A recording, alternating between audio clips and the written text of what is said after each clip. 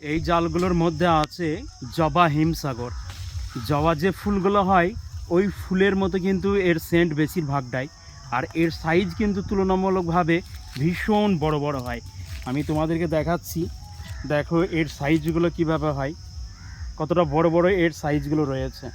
Actually এইগুলো গাছ পাকা খেলে ভুলতে পারবে না, এত সুস্বাদু খেতে এগুলো, দারুণ দারুণ একদম। মানে এগুলো অনেক বড় সাইজ হয় তুলনামূলকভাবে। আজকে এই বছর একটু ছোপ এসছে, বাট দারুণ লাগে খেতে, আর একদম ভীষণ কিন্তু স্মেল বার হয়।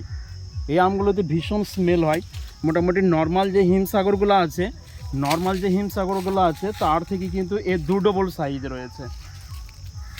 আর তোমাদের সঙ্গে আমি দেখাই, দেখো এই যে আমগুলো রয়েছে, এই দেখো এইটা হচ্ছে জবা হিমসাগর। জাস্ট একে এইভাবে জালে ফাঁসিয়ে টানা হচ্ছে। ওই গড, ভীষণ, ও হো, তার মধ্যে একটা আম আবার পড়ে গেল।